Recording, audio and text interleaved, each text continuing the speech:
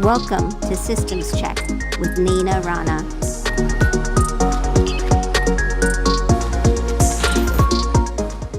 Welcome back to Systems Check. My name is Naina. My guest today is Heather Laing. She's the founder and CEO of Complex Caregiver Solutions, and she spent over 20 years as a high-performing executive in corporate HR before building this company. She knows what it looks like from both sides of the table.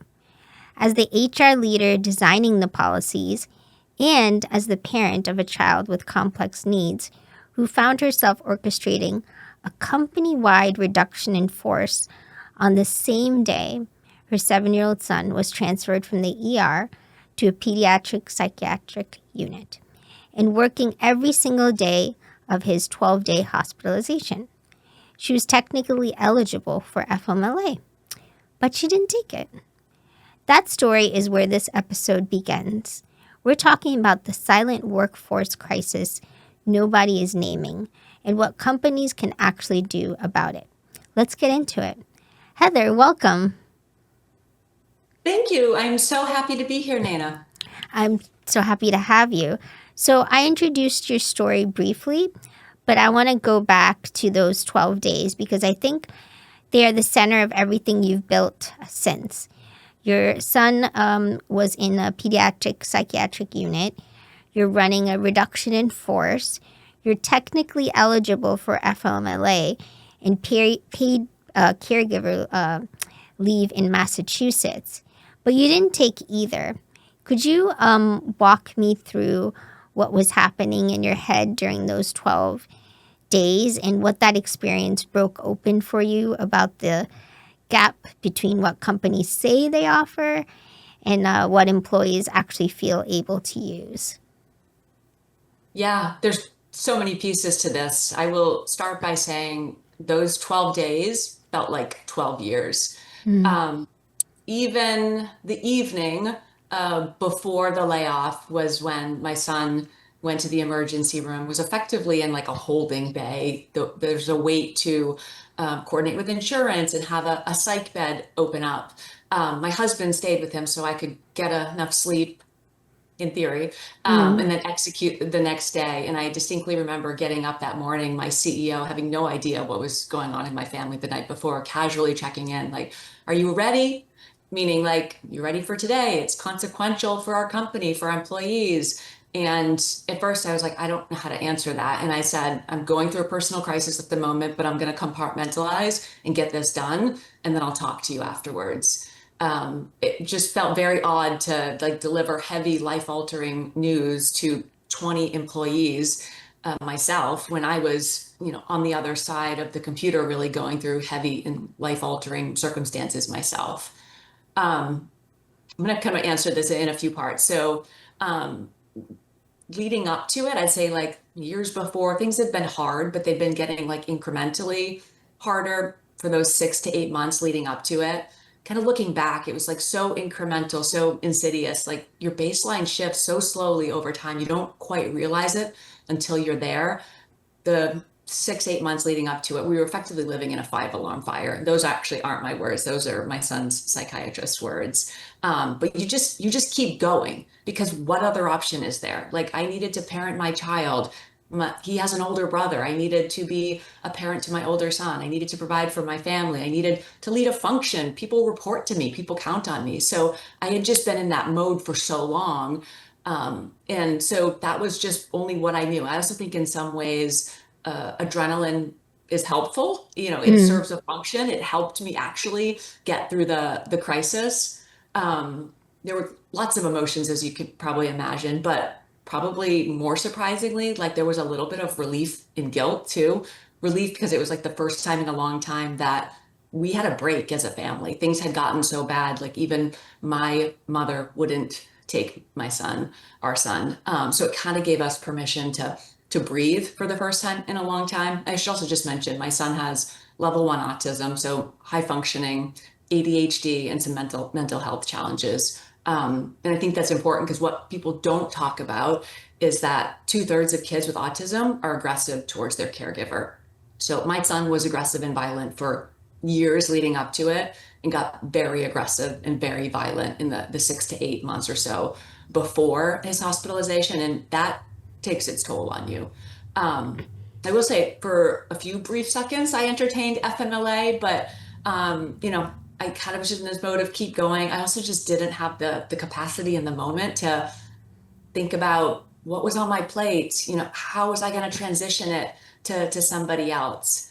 I also think there was a part of me that if I took FMLA, then my son's crisis would be sort of the only thing in my life to focus on. What I didn't know, when your child is in a psychiatric unit, you don't stay with them. Like if your child is in the ICU or in the hospital for a medical reason, you're there. Yeah. A psychiatric unit is kind of like psych camp. Like you drop them off and you see them. So I thought, what am I going to do? I'm going to sit home and cry all day. I kind of needed a distraction. But then kind of navigating at that work, I was like, I had to think through who I tell and what do I say. I was actually supposed to be at a leadership offsite the next week. So I was like, I have to tell somebody because I cannot travel from Massachusetts to Texas. And typically I'm very open, transparent, vulnerable as a leader, but it was too raw. It hurt too much. So I ended up telling my boss, the CEO, and a couple of my peers on the executive leadership team. And I still remember how it felt. I could only get out a couple of words, and then I started crying, and just told a few people. And then, going through the motions, other meetings, I kept thinking, they're going to tell I'm off. They're going to tell I'm not my normal version. Can they tell something's wrong with me? What am I going to say if they ask? Kind of like running through my brain. Um, and then I would say, like, I also wasn't prepared for sort of the post-crisis. The adrenaline drains and you just crash. Everything is like harder. So it kind of feels like you're, in a fog and walking through mud at the same time. But it's at that point where we actually had a lot of work to do. We had to set up systems and supports, and our school decided to pay for an out-of-district placement for my son. So we had to tour schools and interview. We had to find a psychiatrist. Like we had to, adjust his meds. So like that's kind of in some ways when the work began, really. Did you you said, you ended up not choosing FMLA. Did you feel psychologically safe to choose it? Like did you feel like your company would understand Yeah, if you choose it, did you feel, and because often that's why people don't decide to take it, right? for sure. I think in some ways it wasn't totally conscious. Like I don't think I had a very clear thought process. I also like know that when you're in crisis, your brain isn't functioning at full capacity. So probably Yeah, was not looking at it through like I don't know, the sharpest lens, if you will. I think it's probably some ways yes, in some ways no. Like I certainly have administered FMLA and short-term disability to employees going through of burnout course. and stress and depression. But it felt different when it was me being the one who typically administers it. And so, so in some ways I felt like I could take it, but also some ways I felt like I couldn't. You couldn't. Okay. Um, you describe caregiving for a child with complex needs as a silent full-time job. I think my mom would have said the same about me as a child. She probably would say the same thing now. Um, but you're running alongside paid work. For someone who hasn't lived this, Yeah. and for the managers and leaders in our audience who may have people in their teams carrying this, which they really, I believe, that's why I have you on, because I think it's important for them to hear this. What does that actually look like on a Yeah. Tuesday? Not those crisis moments, but those ordinary Tuesdays where someone is supposed to be fully present at a sprint, Yeah. but a planning meeting, but also coordinating maybe specialists, managing a school accommodation that isn't working, and bracing for a call they might get at any moment. It's almost like you're on like high alert at all times. That's for sure. I feel like every day is different and you can't predict it. Hmm. And my son is unpredictable. I can think he's going to, interact with somebody a certain way or react to me a certain way, and it can be the complete opposite. So there's a certain element that's just like being on edge and waiting, because it's not like if something's going to happen, it's just really like, when is it going to happen? When are things going to blow up? I would say for us, an average day would have been, I'm in a meeting and I get a call from the principal in the middle of a meeting. Well, I have to step out and I have to take it. And she's there telling me, hey, your son attacked a peer at recess and now he's sitting in my office, doing what they call a think sheet, right? Kind of reflecting on what happened, or like in lunch for one, which actually isn't fun. It's you're not able to have lunch with your Oh, peers. yeah. Yeah. That's, and go from that and go back to the meeting. And then I'm like, oh, his ADHD meds are running out. So I got to fill that out, but I can't just refill it at CVS because there's a nationwide shortage and, my pharmacy's out of stock. So now you got to call 20 pharmacies. So maybe I use CVS, but I got to call Walgreens and I got to call Target and I got to call, Walmart, and literally try to get through the 10 minutes of the phone tree to talk to a real person. And maybe if I'm lucky on the, eighth time, I can find a pharmacy that's maybe got 32 in stock and I need a month's supply, but it's a controlled substance. So the prescription just can't transfer. So now I got to call the doctor's office and it's kind of a race against the clock. Like, hey, can you call it in? I just found this one pharmacy, but I need to be the first one who gets it because it's going to run out, kind of thing. Like that's just kind of constantly the norm.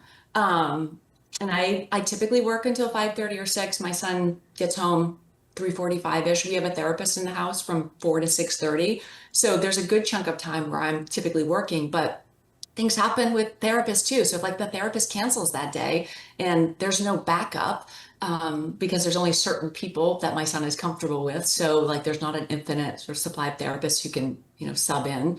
I either need to figure out like, can I cancel my meetings and can I take care of him? Or if I can, I just have to be prepared for interruptions, big emotions. And I would say like those examples were totally normal on any given day, but that's just like the systems coordination piece, going back to kind of how my son presented, right?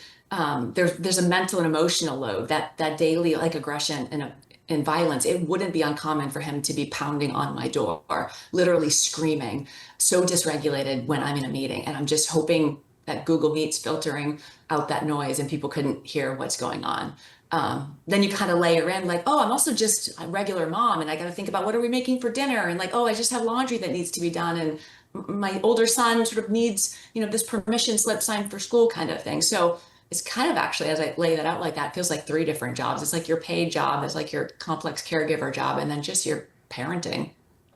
Yeah, this kind of, as a couples therapist, kind of reminds me like caregiving stress itself doesn't stay in one lane, right? It goes into moves into Yeah. relationships, into the individual's mental health, into their physical health.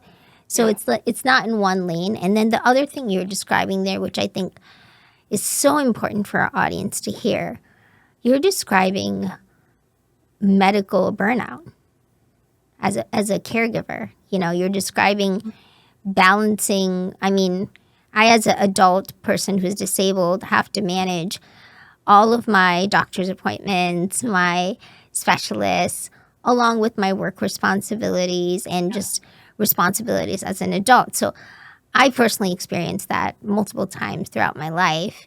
More so now as I'm getting older, I have to figure out how to manage that. You, as a caregiver, have that on top of your work responsibilities, on top of your response. Do you have other children, by the way, Heather? Yeah, I have an older son who's 2 years Yeah, older than my younger yeah, one. Yeah. yeah. So there's responsibilities there too. Maybe it's not Yeah. as much, but you're still a mom to other kids, and Yeah. and you have a partner as well. Yep. Yep. I've Yeah, been married for 22 years. you've So been yeah, married for 22 years, so as a couples therapist, managing a relationship, continuing to cultivate it, to make sure things you guys are on the same page about yeah, things. yeah, Um, I'm that's a lot. If you came yeah, to me as a client, me as a couples therapist, the first thing I would say is kudos to you as parents. That's the first thing I would start with. Yeah.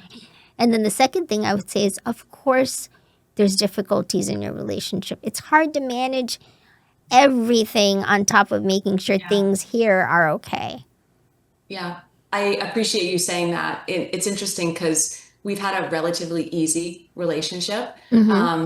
Really wasn't until things peaked where, my husband and I had different approaches to parenting, our child. Because you have to parent, he requires parenting in a way that we weren't parented ourselves, right? And I Right. think that It's tends to be different. our Yeah. default. And so, we had disagreements on that. And not to mention, like, if you had a stressful day at work, you're already coming home, you're already depleted by at least 50%, right? And then you're in a Correct. Yeah. stressful situation with your child and you don't have much capacity left. I'm not ashamed to admit it, but we actually, for the last 6 months or so, have been in marriage therapy. And not because anything was kind of at a point, but it's challenged us in a lot of ways we didn't expect.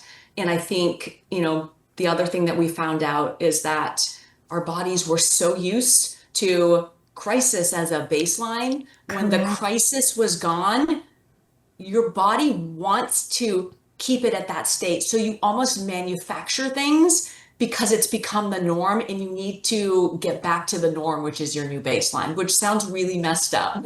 It's not messed up. It's really, and thank you for bringing that up, because I think our audience needs to understand, especially for our tech and IT audience who are so used to being on the high alerts, right? They see their Yeah. dashboard, all the alerts come up, the bugs come up, whatever, and they're so used to being so alert about that and on high warnings about that. But when it comes to their own life, their relationships, the responsibilities they have, those alerts, although those signals do pop up, for some reason those are ignored. Yeah. You can't just expect to operate differently in a different environment. Yes. First, for a while, I was like, what is wrong with me? My son is more stable. Why do I still have anxiety? And then that also, in some ways, makes it worse. Yes. It Oh, does. that makes it worse because you're judging yourself, right? It's like you're Mhm. putting more pressure on top of yourself. So there's just there's a lot of feelings there, a lot of things to navigate. Um, do you have you figured out how to not be on high alert as much, where your autonomic nervous system isn't like, has Yeah. figured out how to go into that safety zone? I'm a work in progress, I think, like most people, right? Yeah. I'm also have no problem admitting, like, I'm on antidepressant. I have a therapist. We're all in therapy in my house. We've been under unusual circumstances, and I don't think that there's anything wrong with needing support. But also starting a business in the last like 3 months or so presents its own challenges too. So I try to be conscious of it, but not quite there yet. So, yeah, let's get to that, because you help companies understand that without the right support, parents of children with complex needs don't make a dramatic, exit. They quietly resign, Yeah. which we talk about on our show quite a bit. That burnout doesn't look like, what you would see. It's usually people who are doing their job, they're quietly doing what they need to do, and then all of a sudden they quietly resign, they shrink, they're not Yeah. talking, they weren't talking in meetings, they're suddenly quiet there, they're just It's a getting the slow work. retreat. It's a very slow retreat. Yeah. And that is what I often want to highlight on the show. They go from high performer to really just surviving. And for a tech company or really any high growth organization, what does that actually cost them? Yeah. And how do most companies not even realize it's happening until the person is like already gone? Yeah. This is hard because to your point, it's largely invisible. And I think Correct. complex caregivers like myself um, have to think through and evaluate whether the environment is what I call safe to disclose, right? Is your manager safe? Is the larger environment safe? And a lot of them don't feel that it's safe to disclose. And because of that, they don't, advocate for their needs. They don't share what their day to day looks like. So HR is largely unaware.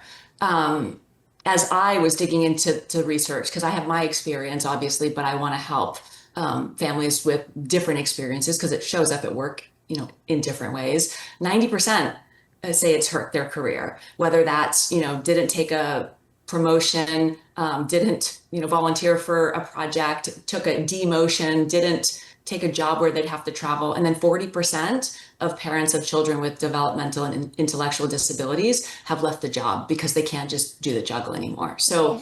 I would tell companies like you're already paying for it in lack of engagement, productivity, presenteeism, which I'm not sure everybody's sort of aware of, but that was me when I was didn't take FMLA. I'm showing up to work, but mentally I'm not really there. I'm No. on the clock, but I'm not getting things done because it could be I can't focus, or it could be because I'm calling the insurance company.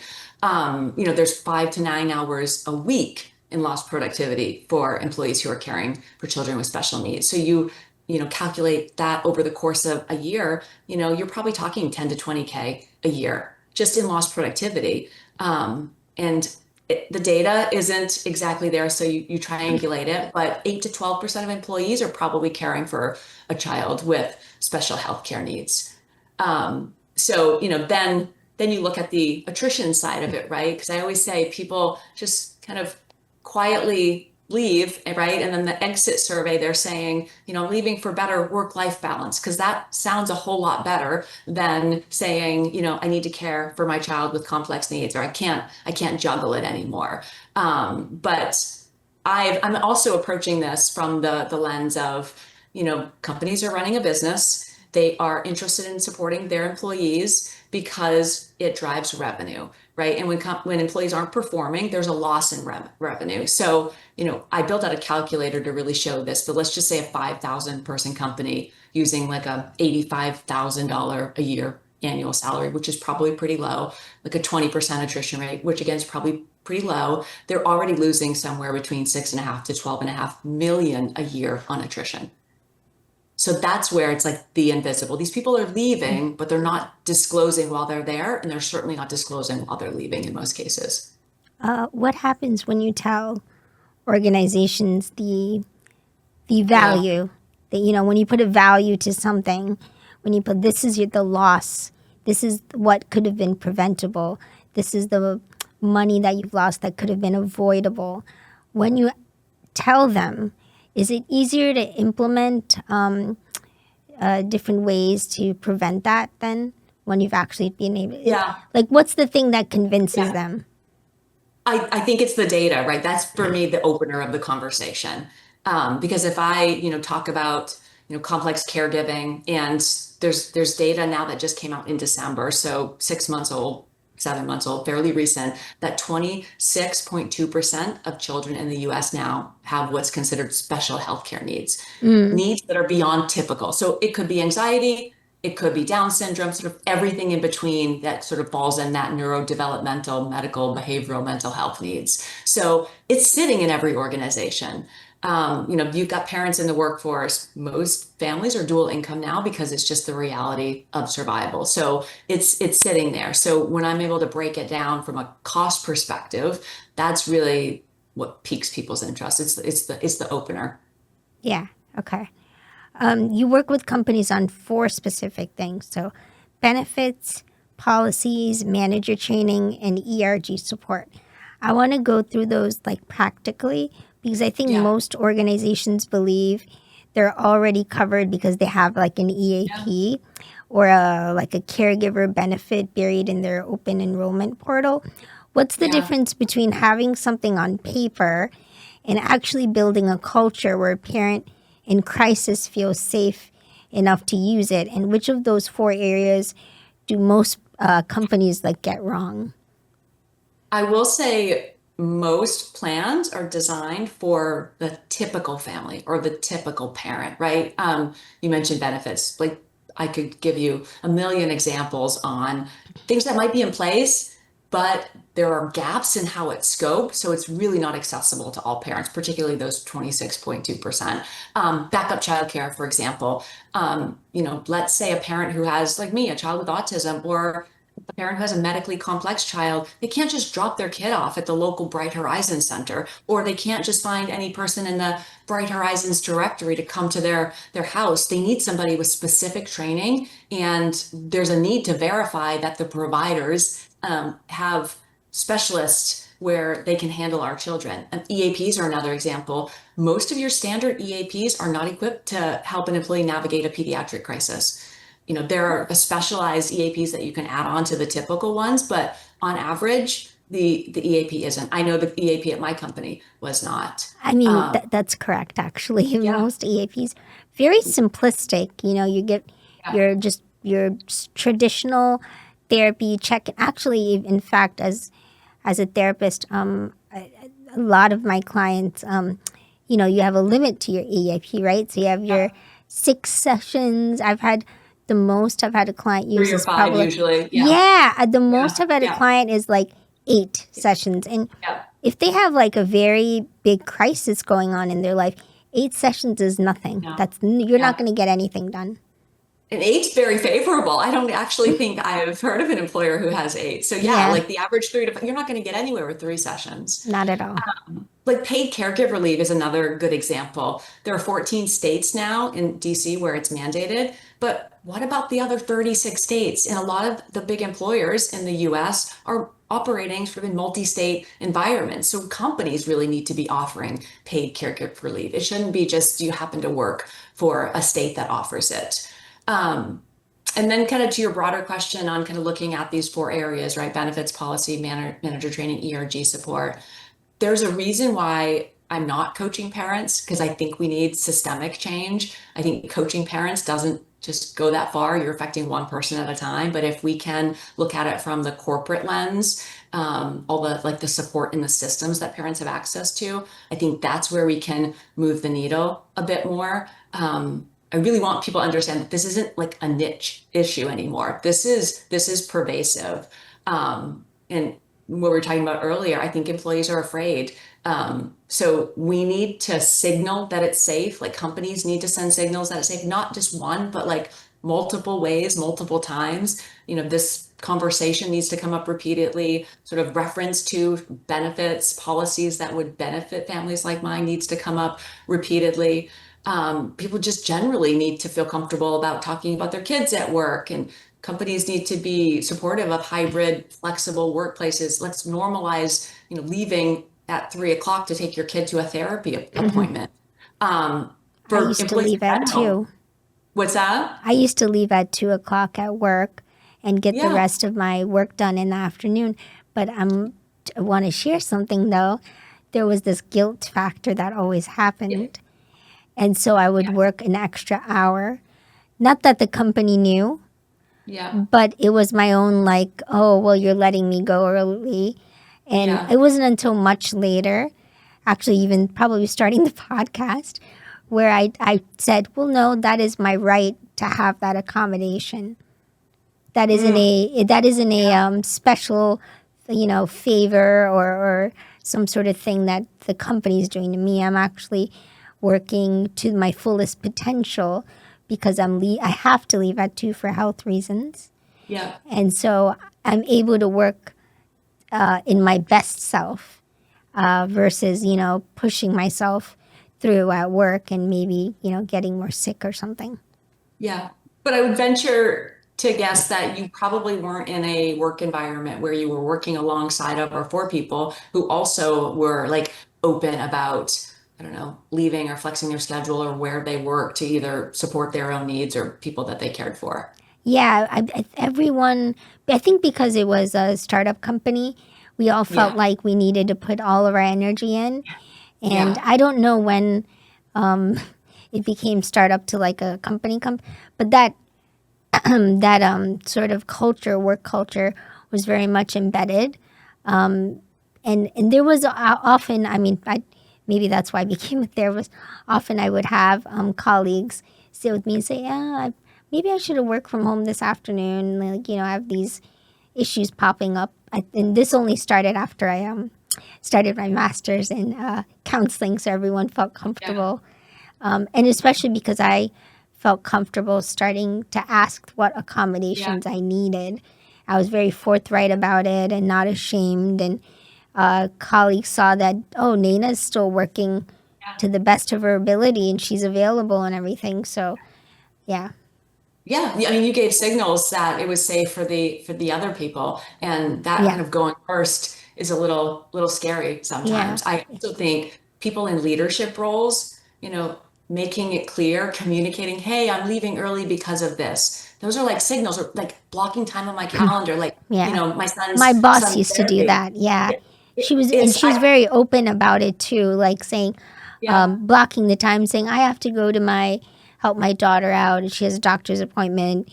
I'm available at yeah, this time if anyone needs me. It was very, and that made it comfortable to ask. I totally. was anxious about it, but it was still much more comfortable than maybe another Yeah. situation where if I had a boss say, oh, well, no, everyone's here. Why do you need to go? And this was this was before COVID when I had asked for this. So Okay. this culture of working from home didn't really exist. Yeah, yeah. I think, leaders set the tone, right? So Right. them showing that, they've got people to take care of. They need to, skip out and tend to other things, but then they're gonna come back to it. I just think that we are pretending if we think that we can perfectly separate work life from personal life. I think Yeah. anybody who has a more complicated personal life just knows that that's not reality. Yeah. Correct. You spent over 20 years designing HR systems, benefits, policies, the structures that are supposed to support people. And then you became the person those systems were designed for, and they didn't hold you.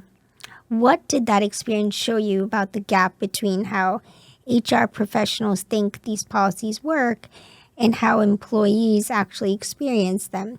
And what would you go back and change if you could? I can probably answer this now because I've had some distance in space to reflect. I left my corporate HR role end of March, early April, and I would say the gaps and then the solutions have only gotten clearer and clearer to me, like the more distance that I've had. I also think part of it is my HR experience alone wouldn't help me figure out where the gaps are, nor would my lived experience. It's really the two together. Um, but I think the biggest thing is and I say we as somebody on the HR side, we design benefits, policies, processes largely without really thinking about the person on the other side who is accessing them. We are optimizing for efficiency, clarity, lowest administrative burden, but not really the end user. It could be that the process has too many steps, or that like you can't find it within the intranet, or like there's just too much jargon and legal speak that the employee doesn't know how to navigate it. So I think, approaching this more from an employee who needs to access it, and they don't sort of, know much about benefits policies. I also think we need to think about people accessing it, anything really, on their worst day, and approaching it with empathy.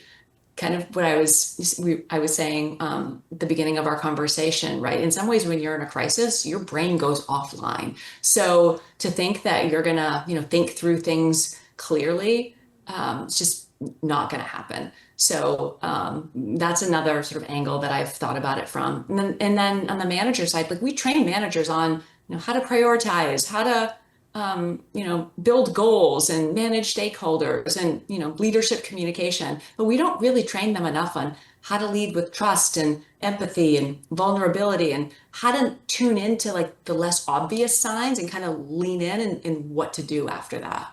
Yeah, no, you're absolutely right. You mentioned before that you want to, instead of coaching, you want to work from an organizational level. Just from speaking to you today, I feel like you could offer a lot just online, just putting clips up and really, that's part of why I do the podcast is because, my practice at Peak Works Counseling Center is it's nichey in the Yeah. sense that I'm working with IT and tech clients specifically. That's the population I want to work with because before I became a therapist, that's the world I was in. And so I understand it quite intimately. And, I'm not saying it's a niche. I mean, this is a big population that needs these services, right? But it's almost like they need to know that you exist. Yeah. And they also need, besides the organizations, I feel like parents who have children with complex needs need to know that you exist so that they can say to like an organization maybe they're already working for, like, this is a company we need, like you're not addressing my needs, and maybe three other, because the percentage you told me, I'm sure in that company there's probably multiple other employees who have Yeah. children with complex needs too, Yeah. that they might need your services. Be like telling their organization, no, we need someone like her because she understands. And I, Yeah. I can be the best employee only when you understand the needs of what my family needs versus that family it's very different. Yep. Yeah.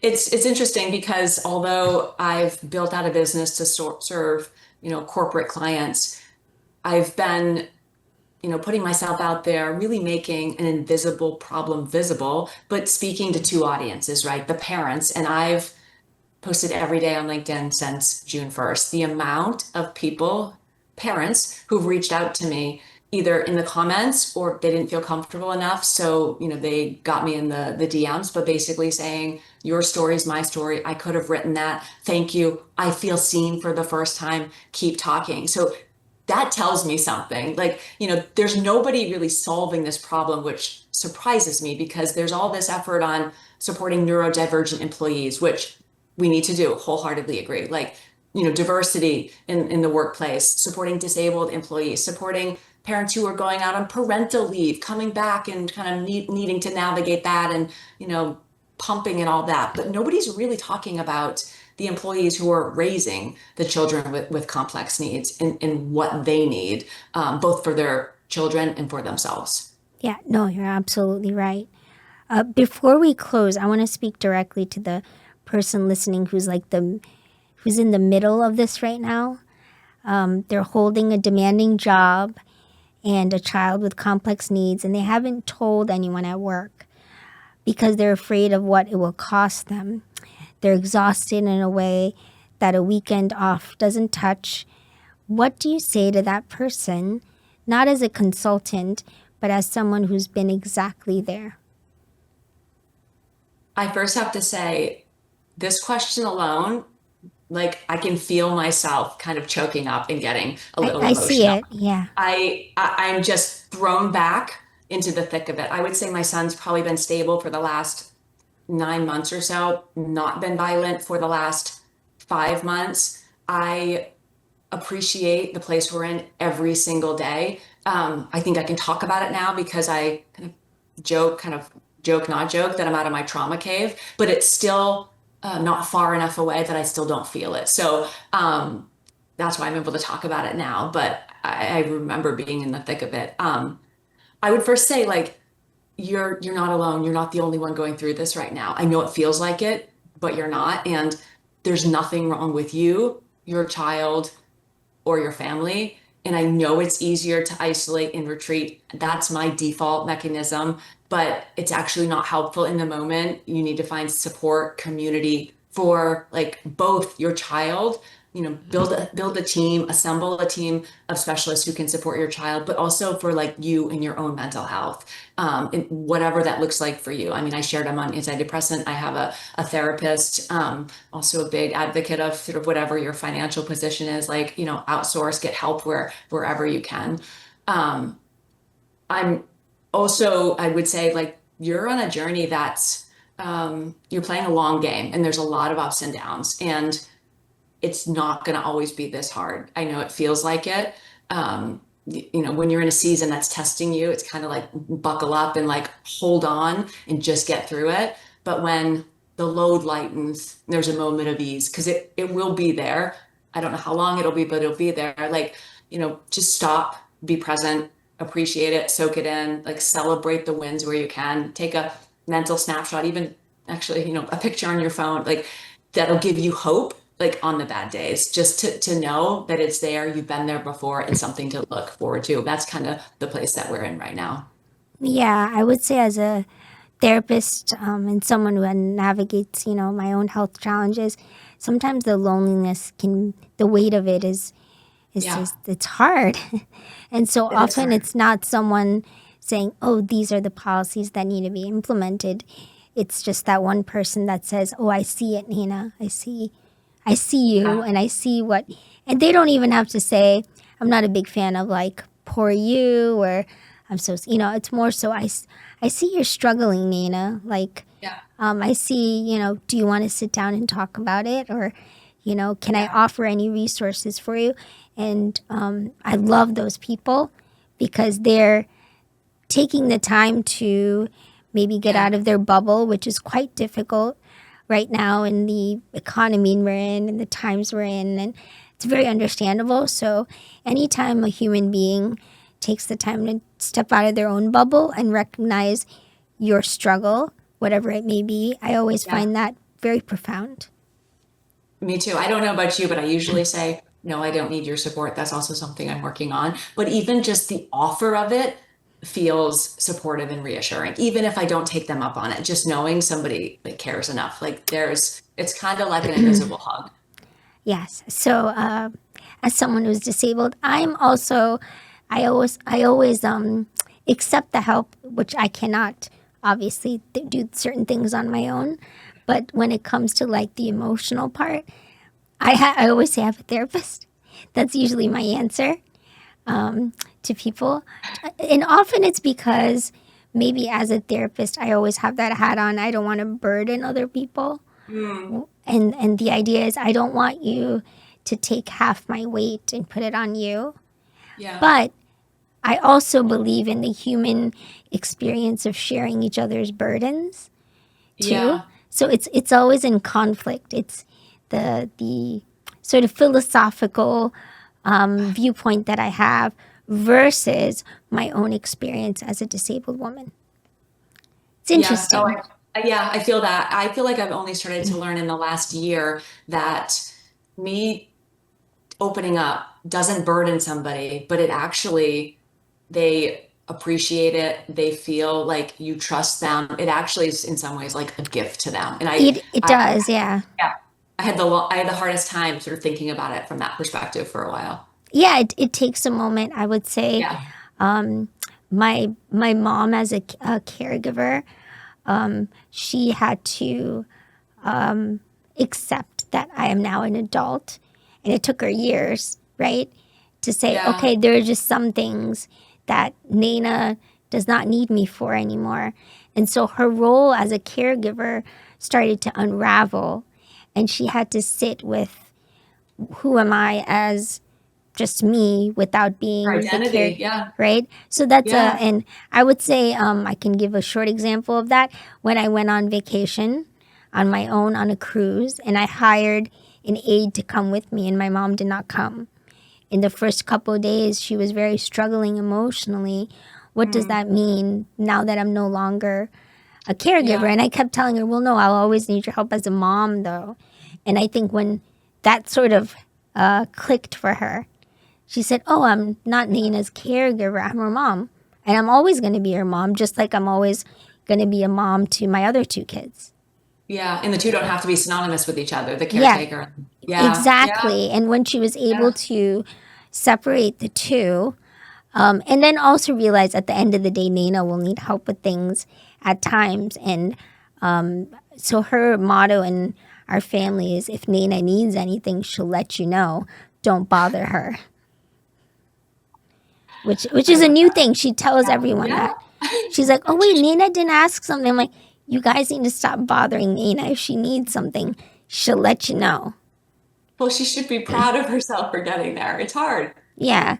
But it's really talking to you just, sorry, I'm getting a little emotional. That reminded me of just very much this older woman now who knows, like, oh, I'm still me, you know? And you're still Yeah. you too, Heather. So don't forget Yeah. that.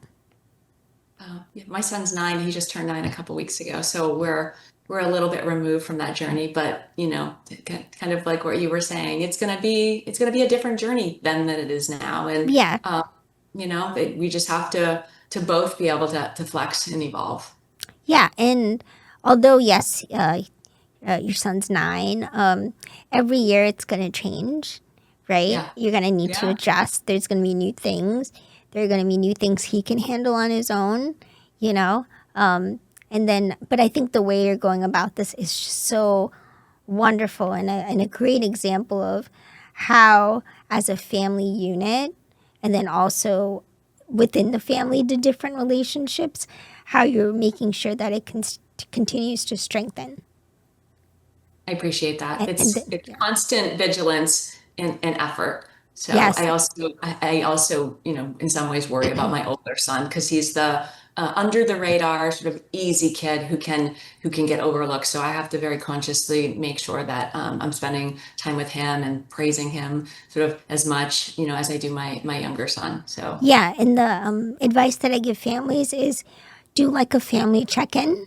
mm, As a relationship therapist, couples therapist, I used to do yeah, couples check ins like twice a yeah, week where you sit down and talk about the relationship that you guys have with each other. So as a family, I would do that too, kind of check love in with that. each other, Yeah, make sure everyone has the opportunity to say what they want to say. And I always say in the beginning, these check-ins, they're very quiet, but then there'll be like this one check-in where a child will say something and it really starts the conversation. So if I anything, love that's like I one love thing I that. always ask, and it's something I actually copied from my days in the corporate world when my boss used to do the same thing.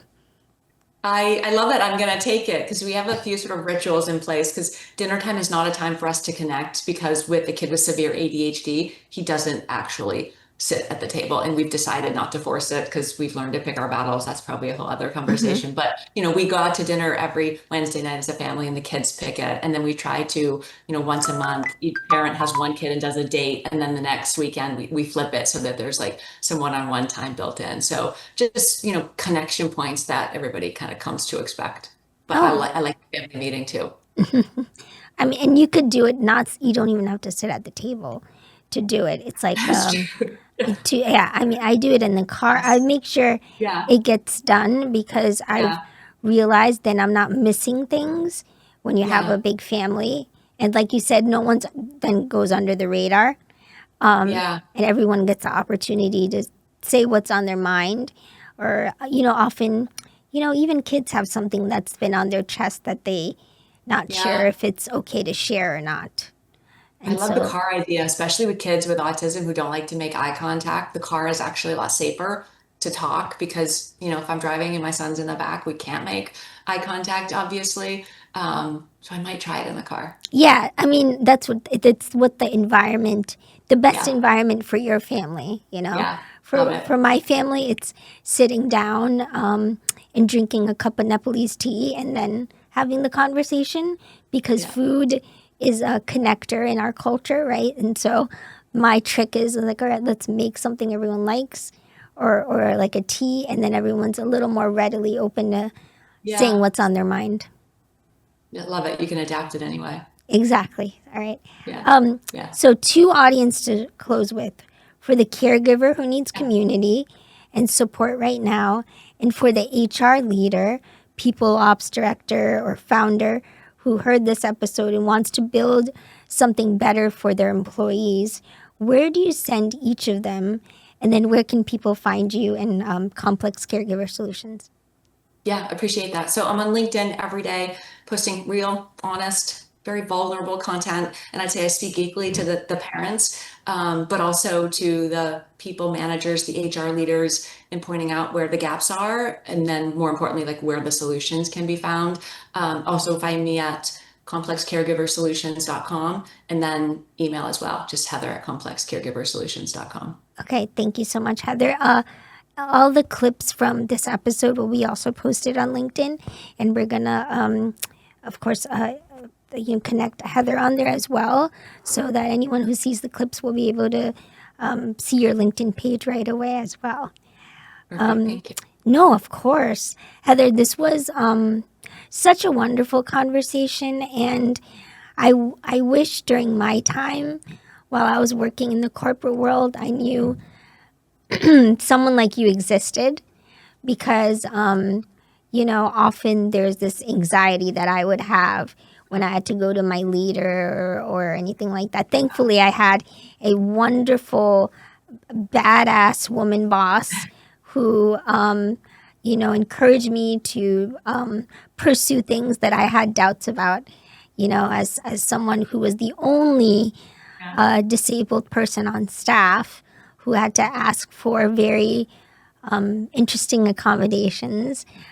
If someone like you existed, then I could say, well, hey, here's someone who does this and who understands this. And it would have been maybe a little less cognitive load on me as an employee at that time. And so, for our audience, if you are someone in the tech and IT world or a high achiever who, is a caregiver or someone who is navigating your own disability or, you're in the neurodivergent population, these are services that are available. So I'm really glad to have you on the show, and thank you so much because here on Systems Check, one of the things we wanted to highlight throughout this summer was seeing burnout through different lenses. So whether that's chronic illness, whether you're someone dealing with relationship strain or dependencies, it's more difficult to navigate burnout and all the different types of burnout that exists. Today we touched upon medical burnout specifically because like you mentioned, you were juggling so much as a mom, as someone who was, an executive. I mean, it's a lot, but you were able to do it, and you knew what were the things that you could offer in your expertise now, and that's why you have the company now. So, congratulations, and I will do anything to support you because we need companies like you, and people forget the various different populations that need it. Yeah, I just commend you for helping, elevate and make visible this hidden workforce drain. I really do think it's going to be a crisis in the coming years. All the diagnoses rate for children are just going in one direction only. So I might be on the forefront of trying to solve this, and people aren't quite there yet. But if they're not, in the next couple of years, they're going to be thrust into it and be forced to solve it. Yeah, as a therapist, I see it. Yeah. And so when you were suggested, I was very excited because seeing that you were an HR leader, but also someone who, you know, essentially, you were living another life, another job, an unpaid job. Yeah. And so One that I would say comes with like a heavy emotional, mental, shame-filled backpack too. That alone just, not feeling like you can actually be yourself really, and navigating the world that way, that comes with a cost too. Yeah, absolutely. So thank you so much. We thank Heather Laing so much, and thank you so much. And everyone, make sure, please, please, please, make sure to take care of your system. Have a wonderful day. Bye, Heather. Thank you so much. Bye-bye. Thank you so much.